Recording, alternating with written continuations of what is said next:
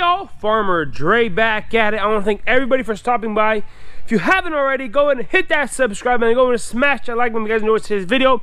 Don't forget, we're trying to hit 10,000 subscribers by the end of this year. So if you guys would do that, I would appreciate it. I'm going to talk to you guys a little bit about pricing today, how to price your items, what the difference is between, I'll just get into the video completely about how to price your stuff at farmer's market, even at a farm stand, at a farm store, just pricing in general, because I know that's a huge thing between breaking even and making a profit. So you guys know I'm all about the numbers, so let's go ahead and get started. Alrighty, so the first thing you got to keep in mind whenever you're pricing your products for the farmer's market is, what are you selling? So let's say if you're during the winter, during the summer, how many farmers are in the area, what the other farmers are selling their products at. So I'll take our farm as an example. So we bought this orchard, this farm in 2013, and like I mentioned in my other videos, we were just apples and peaches. Now we doing all kinds of other crops, for all kinds of berries, tomatoes and stuff like that. So one way that we expanded our farm, first of all, is by going to farmers markets. And farmers markets are still, I say, about a third to halfway of our source of income here on the farm in total. So, you know, going to farmers markets and doing that, you know, kind of really opened our eyes in multiple ways and multiple reasons. And the biggest thing with farmers markets for us, at least here on our farm, is they take so much time and energy. And if you're not pricing your items correctly, then you're just pretty much wasting your time. And then you're like, why did I even leave the farm? Because I would have been more valuable on the farm. So pricing at farmers markets, first of all, is huge. And then we took that idea and then that concept we learned from the farmers market and implement it here on our farm in an upward ladder towards success and towards growth. So like I said, nobody wants to work for free. So let's go ahead and start talking about pricing. I'll take our apple cider for example, because that's the first thing we sold at farmers market in spring of 2014 was the first, no, that was our first growing season. The first year we did farmers market, the spring of 2016. So we had apples in cold storage all winter long from the 2015 season. And you know, we had, I don't know, probably a few hundred bushels left over of apples in the cooler, and then they stayed in cold storage all winter long. And then spring came around, we're like, you know, we got to do something with these apples, and we had like 5 or 6 different varieties, and we were still making cider at the time. So whenever we first started selling our apple cider, we went in, you know, thinking that, you know, if you sell at a cheaper price, you're going to sell more. And we started off selling our cider at $7 a gallon, and I believe $4 a half gallon. And that whole entire season, until we ran out of apples till about May, and then that next fall we were selling our cider at $7 a gallon. So you might think $7 a gallon, you know, compared to the grocery store, you know, it seems pretty reasonable. It does right. It's fresh apple cider. And the first thing we've learned, and I'm going to tell you this straight off the bat, if you're comparing your product to the grocery stores, just forget it. I mean, just why even farming? That's how I look at it. Don't even compare or even think to compare your stuff to the grocery store, because first of all, the grocery store, they're shipping it from 3,000 to 4,000 miles away, wherever you're located. Their products taste like trash. It's not even fresh. So I hear this all the time. You know, farmers are like, well, the grocery store is selling it for this much. Why are you even thinking that way? So what's the point of having a farmer's market if you're comparing yourself to the grocery store? So one thing on our farm is we completely eliminated out of our mindset. We don't even care what the grocery store is selling their product at, just because our product is grown by me, by Farmer Dre. Obviously it's going to be great. And it's just the flavor and the taste. And you know, I was listening to a podcast, and I'm not going to mention which podcast, but there are some, you know, some city people talking about the difference between farmers markets and the grocery store stuff. So I have an older sister. She is a dietitian, and from a nutritional standpoint, and I probably will get a lot of hate from this, but it's the truth. From a nutritional standpoint, there is no difference between an apple from the store and an apple from the farmer's market. So that's just from a nutritional standpoint and all the nutrients that are in it. But what is a big difference between my apples and the grocery store apples is the flavor and the freshness. The flavor and the freshness of my apples, you will never find it at the grocery store. I was about to say a million years, but you'll never find the flavor of a farm fresh apple at a grocery store, because they got to pack it green and ship it off. And then by the time it gets to the customers, it might be a whole week. And then by the time they put it even out on the store shelves, it might be a whole another week and a half. So by the time the fruit gets to there, and a lot of the commercial varieties in apples are meant for storage purposes. So they might even be in cold storage for I don't know how long, and then they're available to the customers. So the biggest thing that we promote is flavor and the freshness of the actual product itself. So that's why we don't even compare ourselves to the grocery store, just because my apples will taste 10, 15 times better, even a million times better than the grocery store apples. So back to the whole apple cider thing. So we started at $7 a gallon, and then that next season, in that next fall, so 2016 season, we've ended at $7 a gallon. And then 2017, you know, we got curious, you know, because we saw how much time and energy and all the power it took to make the cider. I was like, you know what, why don't we raise it to $10 a gallon? So we were debating back and forth, you know, why are we selling it? So, you know, is that too much? Will we lose customers? So then we increased the price, knowing that we're gonna have a few complaints here and there. But fun fact is, we probably had 1 or 2 complaints from all of our hundreds of customers that complained about price, because they know and they knew that our cider was just that good and that fresh, and they trusted us at that point in time, that they knew that our cider is, I mean, we kept this consistent quality, consistent flavor, and just that freshness of the cider. So then years went on, and then we even increased our price a little more, because the price of growing, the price of fertilizers, price of chemicals, just the price of growing increased. So then we're currently selling at $12 a gallon, and still our customers don't complain. So like I was saying, you'll get those customers coming through there that, well, I could go to the grocery store and go buy a gallon of cider for $5. You know what I tell them? I mean, of course I'm super nice about it. I don't tell them anything, because without customers we wouldn't have a business. But in my back of my mind, I was like, why are you even standing here? Just go to the grocery store, because I don't want your business if you're going to be coming to me with that kind of attitude. I mean, I don't tell that in real life though, but you know how the farmers think.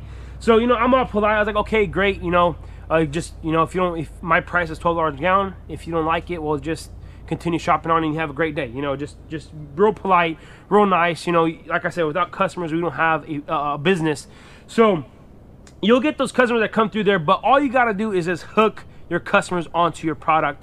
So whenever we first started farmers markets, we did a lot of sampling. We were pouring in small cups and, you know, and giving samples. So we were given around, at our biggest farmers markets, anywhere from 5 to 6 actual gallons of samples in those little cups.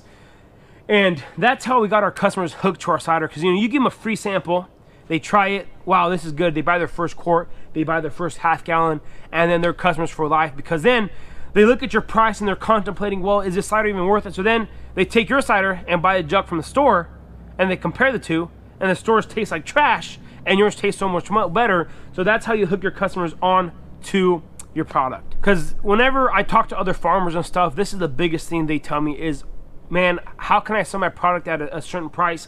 I'm working so hard, I'm putting all this time and energy in my farm, in my product, and then whenever you look at the grocery stores, the price is so cheap.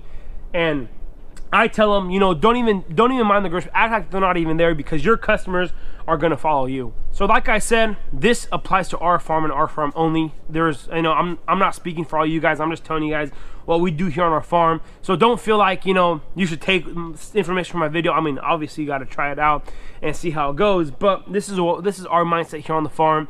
And you know, like I mentioned earlier, we got to be super polite to all of our customers, because without the customers we wouldn't have a business. So we're always super nice, super, you know, we treat them like we would anybody else, even my family members. Like we treat them with respect. So now let's talk about pricing your stuff at farmers market, your product, with competition. So with examples of tomatoes, you know, tomatoes are the most common vegetable grown in farmers market farms, in gardens and stuff like that as well. So with tomatoes, it's a very tricky issue, because, you know, everybody has them. So whenever we first started selling at farmers markets, with tomatoes, we price matched everybody else. Like, you know what, our neighbor vendor here is selling for $2.50 a pound, $3 a pound.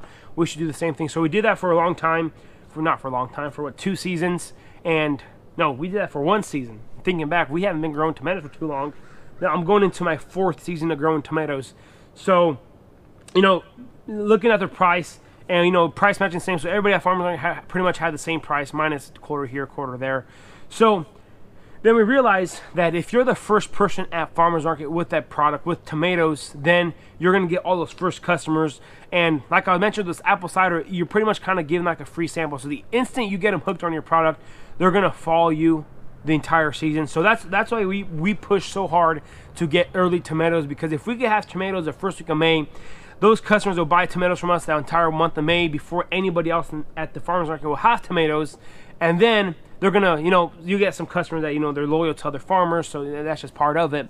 But if your customers are used to seeing your face and used to coming to your booth every single Saturday or any market day, then they're going to get real familiar. You start recognizing them, you start knowing their name, just small talk, you get to know a little bit about their family and stuff. So then you build that relationship between you and the customer, and then you have a customer for life because they entrusted you to grow their produce, and they trust you as a farmer's market farmer. Another big thing that I see going to other farmers markets, talking to other farmers, is a lot of farmers don't have the confidence to price their product right. And I say this all the time, is that the farmers are underpricing it. They're cutting themselves short. And like I said earlier, we put so much time and energy into growing all this beautiful stuff, and for you to sell tomatoes at $1 a pound is not even worth your while.